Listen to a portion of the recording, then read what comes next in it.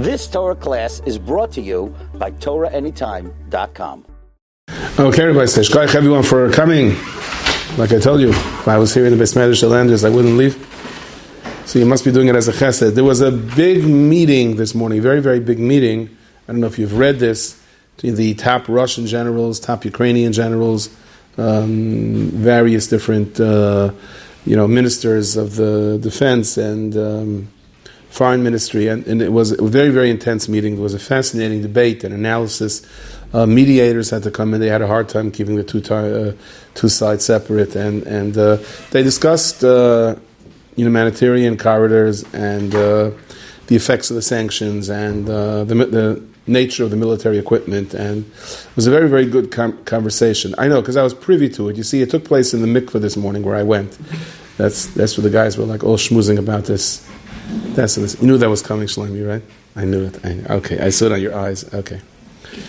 It actually started in the mikveh, it continued in the coffee room, and it ended ben gavra legavra by Kriyas HaTorah, but I wasn't part of that. Okay. So we know that there are two mitzvahs, right? There's kibbut ava'im and moira ava'im. Those are two separate mitzvahs. The mighty mitzvahs count them separately. Anyone knows what's included in kibbut ava'im? Anyone? Respecting your parents. Respecting your parents, okay. Specifically, correct. General respect, yes, definitely. Specifically, yes, Ezra. Specifically, Father. Your father and mother, both are the same. Kibbut ava'im and moira ava'im are both equal, father and mother. But because you may have, by nature, you may want to be mechabed your mother more than your father, because she cuckoos you and your father patches you, or whatever your situation is, But, so therefore the Torah balances it out. So by kibbut ava'im, the father comes first. To show you should be mechabed your father equally as your mother. By moira ava'im, where you may have more moira more fear from your father than your mother, in some circumstances. In my house, I don't know, they're more scared of my wife than me. But anyway, I'm talking about in general situations. Just kidding. So there the Torah says moira ish imoy of tero, mother first to balance it out. Okay, so included in the midst of kibbut ava'im is bringing your father food, drink, clothes, shoes, walking him in and out of the door. Included in the midst of moira ava'im is that we don't do what? Anyone? We don't embarrass your parents. Just identify yourself so we see who gets good credit where credit is due. Kiva, yes. We should respect them, but more so, we should hold ourselves back from ever doing something that's disrespectful. That's disrespectful, correct. For example, you're not supposed to sit in your father's seat. You're not supposed to contradict his words. This is even in Chaptis. Your father says, it's raining outside. No, it's not. Which is a very natural thing. The father could be Michael. Say, oh yeah, Taka, it is raining. Right. You're not even supposed to agree with him. Like, you're right, this time you're right, Somebody once came up to me after a speech and said, this time grounded was pretty good, but, as if to say, most of the time it's not. But anyway, right. But Shlomi is right. Even to say that your father is right, as if to say, who made you a man da'amar? Who made you like an opinion to say that he's right or wrong? Not to sit in his place, not to speak in his place. So not to sit in his place. So says the Sfas Emes. Hashem is the father of the world. He's Avinu Shabashamayim. Don't sit in his seat. Don't run the world for him. Okay? We got it all figured out. See, the Russians, the Ukrainians, the Europeans, the Americans, the West, Trump, Biden, we got it all figured out.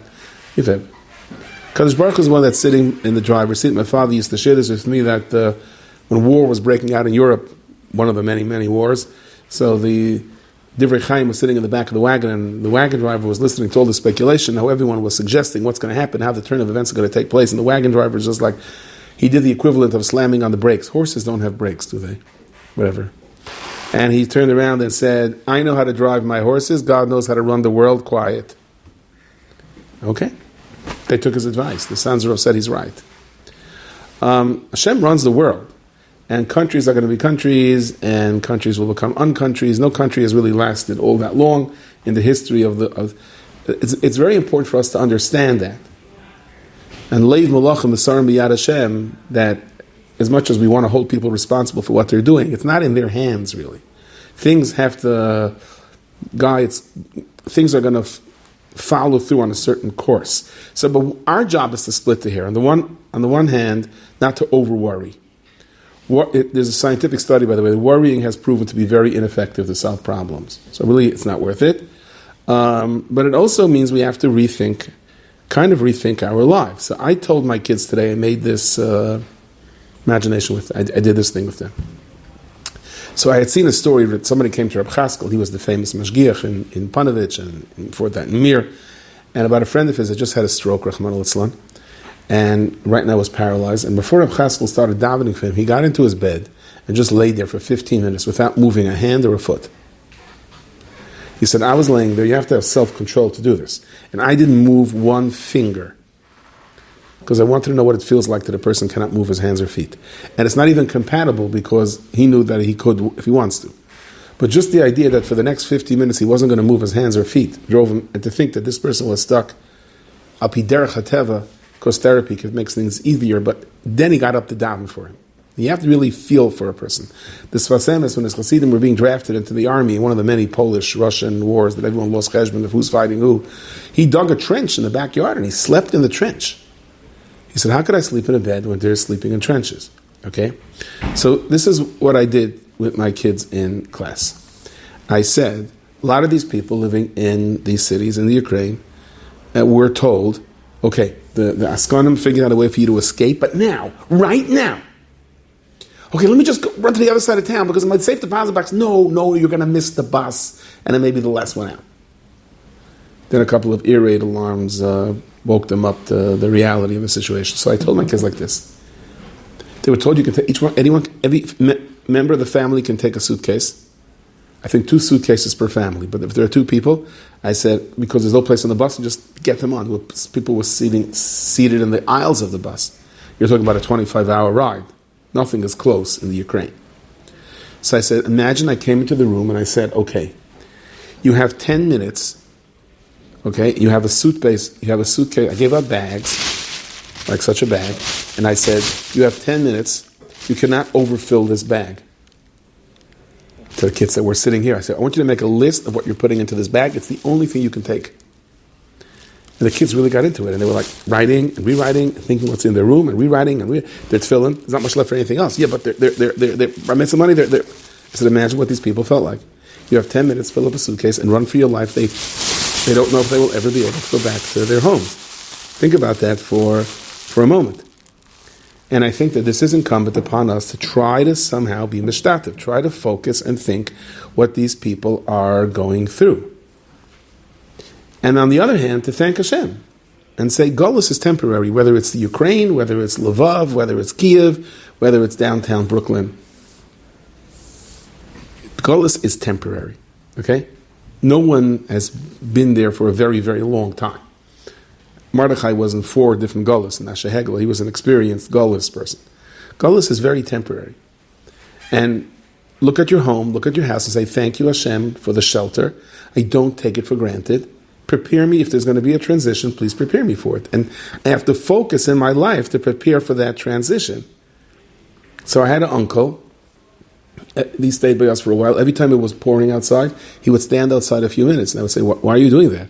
He said, he just remembers during the war, it was pouring. There was like a wind beforehand, like anything. I was holding my umbrella. I thought, like, what's that? Mary Poppins? What's that? Who goes flying over me? I may be mixing up my childhood. But I thought for a second I'd wind up on the roof. But it was pouring, and he had to hide in a cemetery overnight. It was freezing. It was literally freezing. And he didn't think he was going to survive the night. And he says, every time I come into a house, when it rains, I close my eyes for a few minutes and I rethink that moment. I don't want to take for granted that I have a shelter over my head. That's what he used to say. I think that's what the Kadosh Baruch Hu really wants from us. And the other thing I was thinking, okay, Rav Moshe says, why is Purim called Purim? Because Haman, the girl, fell on the right day. Great! Adar! I wanted it to fall on Adar. Super! Because it was in the Adar Mes Moshe, the constellations, the stars all worked out for him. He was tickled pink, gung-ho. He just assumed once the girdle falls your way, it's a done deal. It's never a done deal. As long as you're down here on this world, Hashem flips the girdle. There are many people that it looks like luck is against them. They're out of it. It looks like, oh no, the dice fell on the wrong day. And the Abishah says, hey, take it easy. Take it easy. I can still pull you out of this. And many people think the world is theirs and sink. It goes right down. You always remember the story that I came back with a cab from Great Neck, and this guy told me that he used to drive a limousine. Okay. for a real fancy lawyer that lived in that place in Long Island. Where is it? You got to be rich to get in there. If not, somehow you get stopped for a ticket. I forgot what it's called. The movie stars live there. Great Neck? No, not Great Neck. Well, Great Neck is close. Not Mamish. I was coming from Great Neck. I forgot. Anyway, so he said that this guy was like, this hotshot lawyer was like, Staten Island has its own issues, but okay, yeah. The Hamptons, maybe, yeah, something, yeah. Anyway, he said this, and he was so excited. He said, this guy said, I'm closing in on a deal. It's going to be the deal of a lifetime. I don't know, China and Russia are merging, and he's getting a percentage of the whole Russia, and he's like bursting. He's like, he's imagining already his Rolex and every one of his fingers, and, and he's going to have each one of the 7 yamim a different yak. Yak, how do you pronounce it? Yacht. Right, he's gonna have a yacht and everything, and he's all excited, and he picks him up on the day of the big thing, and they're driving off, and he stopped. He go back to his house. He brings his champagne that's $9,000 a bottle, and he's putting it all to the thing, and he's like, and as they're going, he says, let me stop at my downtown office and get some papers. I don't think I'm going to need them. Just give me a minute. And he pulls up, and the guy jumps out, and before he goes out, he gives him a knip. He says, I was going to kill the guy, And he goes running in, and the next thing he hears is huge explosions, and boulders start hitting the top of the car. He's not waiting around for anything. He puts the car into drive and zips on out of there. And the World Trade Center came crashing down. The guy never survived. The guy never survived. So the whole Indian of Purim is, he was so sure, Haman, the girl fell on my day. No. That's the thing. A goyrel, it looks like my lot in life is terrible. It's not going my way, not with shidduchim, not with money, not with panas. It changes in a second. And if it is going your way, it changes in a second also. That's why he says, Ramosha, the Yom Tov is called Purim. To remind you, that's the way it is. So you want me to reset my life? Okay, reset my life. You want me to focus on somebody else's tsar? I'll focus on someone else's tsar. So what do you want me to do? You want me to fly to Ukraine? You want me to get into a bus and drive the people out? I can tell you that I cannot drive a bus. Right? What did I say? You don't like the way I drive? Get off the sidewalk? You know the guy that said that? I want to tell you something. If I drove a bus, both the Russians and the Ukrainians would run for their lives. I'm telling you. Right? So I think here comes a Mordecai Yesod. If you're one of those many people, and there are, that are risking their lives to get Yidden out of the Ukraine, get anyone out of the Ukraine, fine. Tavi Alecha Bracha. Whether it's donating money, whether it's arranging the buses, whether it's dealing with the Ukrainian guards, everything else that goes along with it, dodging bombs. But what about showing chesed for the people around you? In other words, it says in the time of Devar, it says in all the Swarm, when we generate chesed, we generate an ability to be able to perform chesed. So in other words, if you do something very nice for your roommate, which requires Mesiras Nefesh, we won't get into Pratim. If you're doing something with Mesiras Nefesh for your parents, for anyone, that's also chesed. It also shows you're rethinking your life. If not, we live in an illusion. So there's something called a car show. People come and they check out all the newest cars. There's a boat show, a jewelry show. Somebody told me his grandfather, was selling. Is a real from Europe. He lived in the country, and he was selling a lawnmower, and he was selling some kind of a picnic table. And he was there one night, and the guy came knocking on the door, and he said, "What are you selling it for? Just throw it in the garbage." He's putting up a sign that he's selling. And the guy knocks on the door. He wants to know where's the boat that he's selling. He says, "Boat? I don't think grandfather has a boat." He says, "What it says on the sign." So he went out, and the sign said, "Boat for sale." Both, he meant to say both the lawnmower and the picnic table. He wrote "boat for sale." Okay, so there's a boat show, right? So get a hold of this. I actually read this. There is right now. Do you know that in addition to car shows and boat shows and jewelry shows, there is a defense trade show that basically where they're selling major weapons. No, it's not in Borough Park, it's not in Flatbush, it's not in Kew Garden Hills, it's not in Muncie. It's not in Texas. It's in Saudi Arabia. And countries come from all over, the Gulf countries that are looking to buy big arms. And they go through this the way you would go through a car show. And in this defense trade show, this writer wrote that there's right now, as we're talking, there's a rumor Ukraine is selling their arms, the Kozark 7 and Kozark 2M tactical armored vehicle, okay? And I just have a Honda Odyssey, so I'm not sure, but right? And right next door, you have the Russians are selling some type of a military attack plane with some chiddush to it, and a different kind of ashtray, bucket seats, I don't know, adjustable steering wheels, I'm not sure exactly what it is, right? And the two of them are mamish adjacent to each other. Now, I don't know, imagine, walking into Saudi Arabia and, tanks for sale, how nice. Oh, artillery guns, yes. The guy comes with a machine gun, you want this? No, I'm just window shopping. No, right? So I said, this was a business deal that's set up, there's multi-billions in it, it's going on. Why should a little war stop it, right? And this reporter writes that he's cruising from one place to the other. So, interesting thing. One of the British defense officials said that Putin's mistake was, or is, or will be, or whatever, is that he was very proud of the parade. There's a parade, and you see hundreds of thousands of Russian soldiers walking and beating to the drums, and he said, soldiers that look good at a parade are not necessarily soldiers that do well on the battlefield. They're two separate things. And sometimes dictators see the parade of soldiers and they feel so empowered that the world is theirs. He also writes, I don't know if it's true, that the problem is that when you become a dictator long enough, you live in a bubble. People don't want to bring you bad news. So people are only telling you good news. So you begin to believe that the world is in your hands. And then you make decisions based on that. Then when reality slaps you in the face, it gets a little bit complicated. The Romanian dictator had such an issue. Right. Yeah, the whole crazy tumult happened. They really believed that things were in his power. They weren't. I just believe that there was a protest in front of his palace, and there was hundreds of thousands of people, and he thought they were all cheering him on, and he was giving a speech. Right. Until someone fired guns. Wow, there was 21 gun salute for him, right? That is it, right? Somebody once showed me a clip. I'm not into watching clips, but you see, what's his name? The North Korea, the Rosh Hashiva, what? Kim Jong-un, right? He's standing in front of a huge, big crowd, and you don't hear the sound. So he put in his own soundtrack, and you hear everyone singing Chasal, Seder, Pesach, Kehilchas, and he's like, right? But you could live in a bubble. It happens, and I think that's something that the Rebbeinu Shem is so kind to us. He gives us a reality check every once in a while, We got to get stubbed on our toe. You got to run in the morning. You know the feeling when your bare toe steps on Lego, or you hit the corner of your bed. Right? You know the feeling. I just want to remind you, you're a human being. It's good. It's good to get reminded. Where it says "Dam merutza kedam oila," the blood that comes out of your toe when you're running to a dvar mitzvah. That's like, especially your big toe, and especially the second time you hit the same toe. Right? That's the way it is. So there's a pasuk in Mishlei. It says Yesh Zahav. Rav Peninim Kli Yakar Sif Seidas. Yesh Zav are the Yidden that donated the gold to the Beis HaMikdash. Rav Peninim are the Nesiim that donated the Avnei Shaya.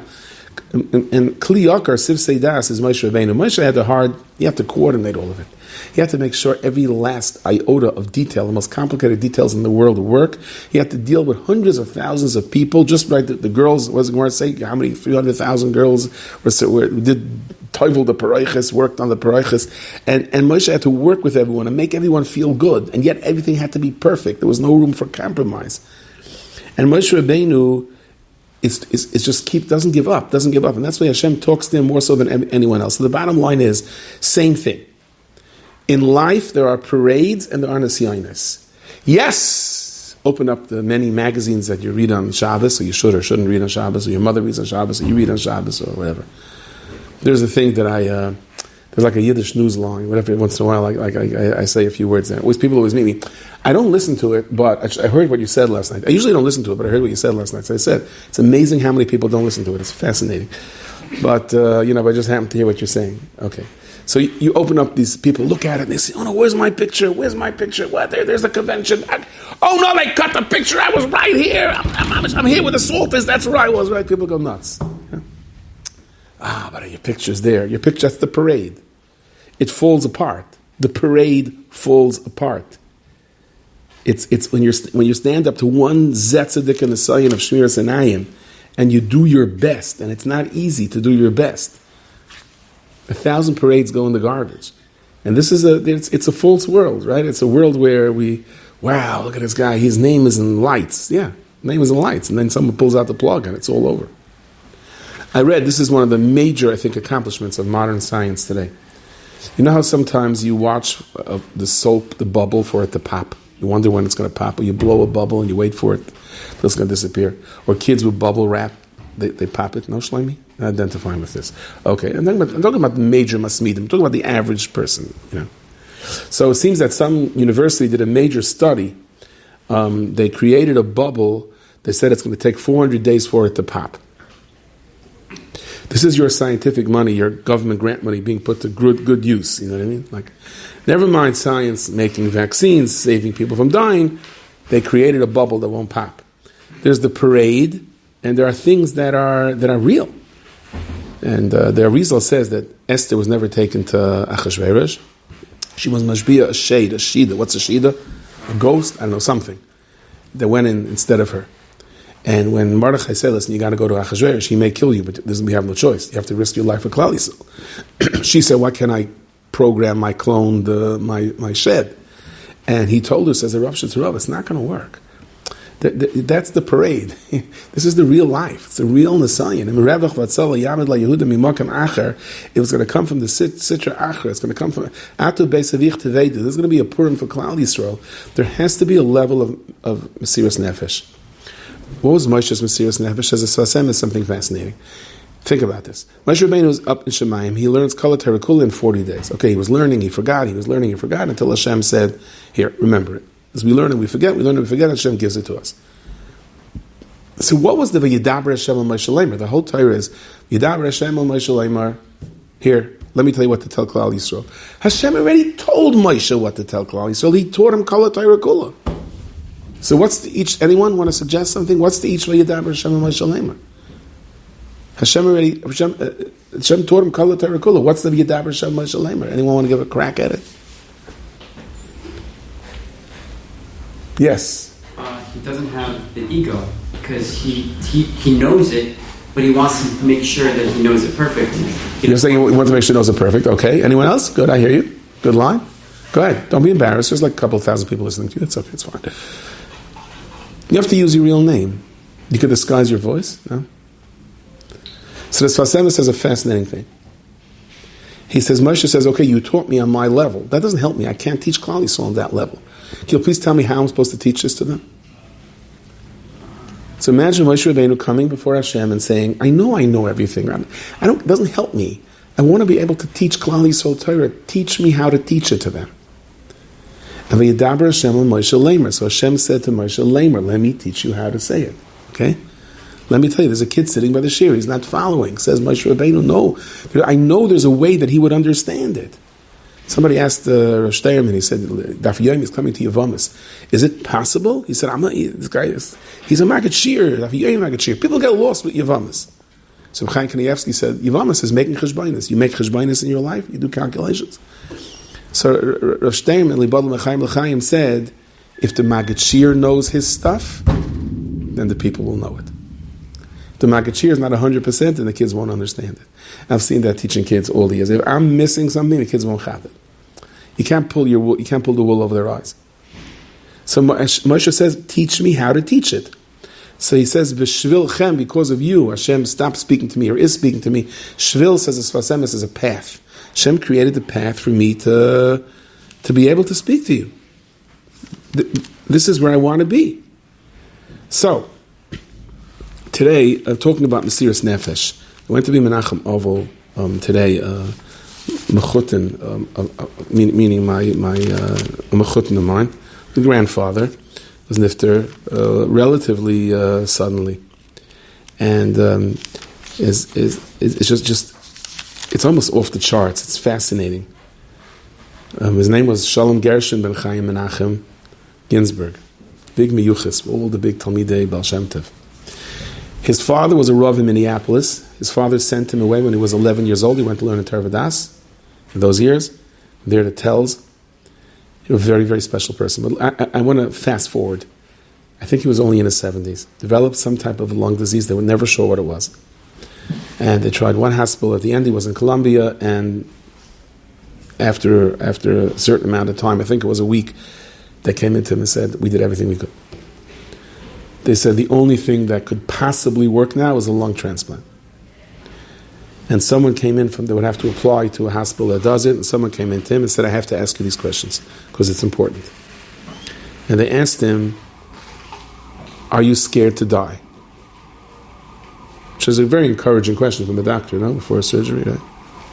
Know the story of the doctor that told someone, do this surgery, don't worry, it's pretty good, statistics are pretty good, 9 out of 10 people die, but some people make it. But don't worry, the last 9 people I did it on died, so you're due to survive, right? So that's what a doctor says, but that's part of the protocol. Okay? Are you scared to die? And this is what he answered. He said, to me, God is a reality, more so than the sun or the moon. He was right into astronomy. He said, there's no difference to me between life and death. I'm with Hashem anyway. So go ahead and do what you have to do.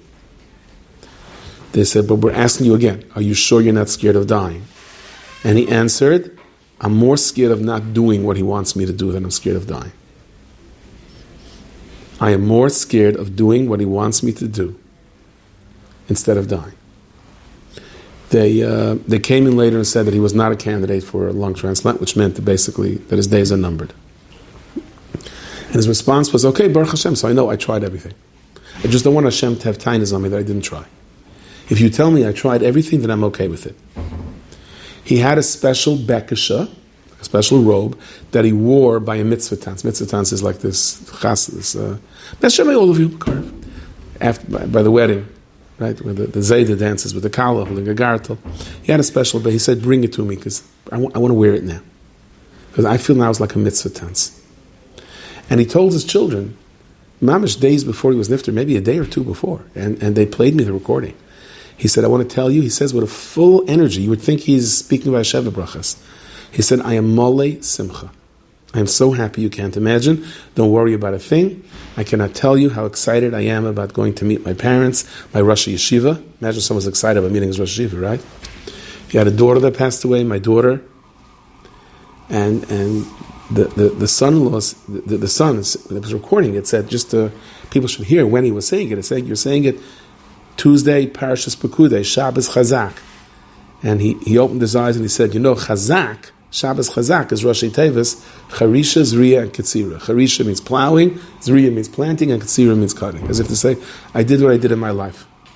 And he told his children, I love you all, I'm the luckiest person in the world, but right now I have to prepare for Kiddush Hashem. I'm like, what? We're not talking about 20 years ago, we're not talking about 100 years ago, we're not talking about now, talking about Shabbos Chazak, Parshas Pekudei. After he lost his daughter, so he said, he had a machshava, he said, we say, B'yotcha av kedruchi, you give over our neshama to you. We give over our neshama to you. He said, I have to accept it again and again. Whatever you do, Hashem is right. So I feel like every single day, I'm re-accepting it. Every single day in his life, he said, Hashem, I have no tainas. I'm re-accepting what he said. None of us should be tested. But I told the kids, I said, no one does this the last minute. You have to live your life this way. And this is how he lived his life. This is how he learned. This is how he davened. This is how he spoke to people. He lived with emunah. He was in the trenches, not in the parade. And the trenches is real. Trenches is real. So I'll be Messiah. I'll share with you a real Chassidish Maisa. And you may roll your eyes a little bit, but it's good. It's good to roll your eyes a little bit, okay? So the story goes like this: that it's Purim, and the Baal Shem Tov says, "It's open. The Shmei HaShamayim is open. Ask what you want." No, I can't offer that to you. I'm sorry. I'm saying what the Baal Shem Tov did. I wish I could, but so one person came over. He was an older person. He said, "Kids." So Baal Shem Tov told him, "You can have a child, okay, but it's going to cost you. You're never going to see him. You're going to pass away. If you have a child, you're going to have to pay. You can't be on the same world together with him." Some say because he wasn't a neshama of the child. I don't know. That's what I once heard, a beer in the story. I don't know. It's a beer on a story in a story. He told him, your wife is going to be an almana, and your child will grow up to be a ganef and a gazlan par excellence. He will be one of the greatest thief in the world. So I don't think it's not a pretty good deal. That's the best that can come up. So he said to the Baal Shem Tov, will he do tshuva? Will he do tshuva? So he said, anyone can do tshuva. Yeah, I'm willing to go for it. So he said, ask your wife. So he went to ask his wife. And Lamaisa, that's what happened. She was expecting a child. He passed away before the child was born. And he lost all his money. Schachter said he's going to lose all his money. And she worked so hard. She swept stables to bring home some bread and vegetables. And he was a good boy. He only knew his house and the yeshiva. His house and the yeshiva and his house. That's what he knew. And she didn't care. She was so proud of him. She was a little bit scared of the Baal Shem Tov's prediction, but okay. And then it happened. A couple of kids came over with him. So let's go for a walk in town. And to make a long story short, he went for a walk, and he passed by some pastries which he never saw before in his life, and it really smelled good. And he noticed that he has very quick hands. His hands are quite swift, shall we say. We spoke about swift last week. They were very swift. And before he knew it, somehow the Danish wound up in his hand without anyone seeing. And it happened the next day and the next day. And his mother began to realize his appetite is very schwach. She began to worry, but his appetite was schwach. But his demeanor, he said, it's the Torah that I'm learning, it's filling me up, whatever. And at one point he said, Ma, I got to tell you the truth. He says, I found a way to get food. I don't want you to sweep stables anymore, okay? I'm going to bring you food. And he came with, she didn't ask any questions. She was just hoping that you can't ask me how. Meanwhile, in town, the people were getting they were saying, where's our stuff disappearing? And the only thing they saw is that this person's name was Shragi. Anyone out there named Shragi, I don't mean you, that he passed by. There was a coincidence. When he passed by, things disappeared. How did that work? I remember when I was a little kid, there was a bakery. Used to be a bakery lady. She had a big white hat. And I would walk in with my mother, and she would come around. She would say, come here. She would take me around behind the counter. She would say, you can take a handful of cookies, any cookies you want. Those days we used to do it. No white gloves, no nothing. People weren't dropping on the streets. It's amazing. And didn't have any viruses going around. And I was always embarrassed. And she would always say to mother, Hashem, he's embarrassed. And she would scoop up a bunch of cookies and put it into a little bag for me every week. And mother would say to me, why don't you scoop up the cookies? So I said that her hands are a lot bigger than mine. And I mean, when she does it, I get a lot more cookies. Okay. But nobody was offering the cookies to him. Okay? The guy that was yelling and stealing, he says, I sent my son to buy bread, my cookies, and I came back. And you know what the Torah says about scales that are? I sent him to buy 5 pounds, and I came back with 3 pounds. So you tell me your scales are not good. So the guy says, your scales are good? He says, yeah. Okay. He says, put your son on the scale. You'll see an extra 2 pounds that he has. Because I sold him 5 pounds. You know what I mean? That's where the pounds are. Anyway, stuff is disappearing, and they came to the Baal Shem Tov. They said, we think it's him. So the Baal Shem Tov called him in and says, look, I know you have a crazy Yetzer Hara to steal. I knew that before you were born. He says, but you have to fight off the Yetzer Hara. And he goes, but I'm in so much pain, I'm so hungry. And those people are also in pain. So he misinterpreted what the Baal Shem Tov said, and he said, I guess you're supposed to only steal from the rich. So he put on his Robin Hood hat, and he learned that he was very good, and he would climb through windows. He was very good with locks. They said this Ganav died, and the Rav had to give him a hesped. He said at him you could say b'chachma peseach shi'arim, with wisdom he opened up doors. Yes, and he wouldn't empty out the entire cash register. He only took what he needed. And people were like, "Who's this Ganav? Like such a good Ganav? Wow!" And finally, they associated the fact when he goes for a stroll, things are missing. Well, Shem Tov called him in. He said, "What are you doing? What are you doing?" He said, "If you can't hold back your Yetzer Hara, and you're a yeshiva bacha, you realize the Chil Hashem, the Gemara says, Yalbish Chayrim, and go off to some other place." And we make a very long story short. He winds up traveling, and he's taken in by a bunch of thieves, and they line him up against a tree, they're about to kill him. And he says, let me live. He says, you don't know what I could do for you guys. Yeah, what could you do? He says, you want me to open the lock on that safe? In 2 seconds he has it open. They say, this guy, he's our man. And he winds up becoming part of these big thieves, and he becomes a real notorious Ganav. Until, to make a long story short, one night he's partying, everyone's partying, he goes to sleep early, he has a dream, he sees his father in a dream, and his father says, enough is enough, okay? I want you to go to Berditchev and find your shidduch, and he's terrified by the dream, he runs off to Berditchev. I don't think the Berditchev is there yet. And he checks into a hotel, and he asks for a Gemara, and he's learning and screaming at the top of his lungs. The guy says, we have other guests on this floor. He says, I'll rent all the rooms over here. He says, okay. And then Schachter shows up and says, Psh, good bacher. He says, where are you from? He goes, originally from Mezhbish. Okay, I'll write a letter to Mezhbish. I'll ask people what they know about you. Don't ask people what they know about me. Okay, please. That's all I need. He says, let me just to find out. I want to read you a shidduch. I have to know you're not a ganef. You know what I mean? They said as a joke. Why are you looking at me that way? He says, you cannot read me a shidduch to anyone that has to ask about me. That narrows the field a little bit. Anyway, the bottom line was there was a poor tailor that had a bunch of daughters, and he winds up doing the shidduch with this tailor. And he goes for a walk with his father-in-law, and they're in the woods, and at one point, he says, come with me into the woods. What's this all about? Hey, father-in-law, why are you taking me into the woods with you? You know, I can handle myself. Come into the woods. And he starts telling him his entire life story from beginning to end. How you were born and you have a Yetzer Hara for Geneva. Then he tells him the whole story of the den of thieves and his father coming to him in a dream and back and forth and back and forth. Yesh Amran that the father appeared over there and the guy is like shivering his kishkas out. So he says, so why do you want to take me for a son-in-law? He says, because I see that you're my daughter Zivuk, and I can't get away from it. Okay? So this is the way it is. He also told him he was going to pass away right before the wedding. These 36 tzaddikim, they're always passing away as soon as they reveal them. It's not worth it. Just sit and learn and be normal. And he said, and you're obligated to marry off the rest of my daughters. And that's what he did. He started a big business, and in his business he became he was very successful.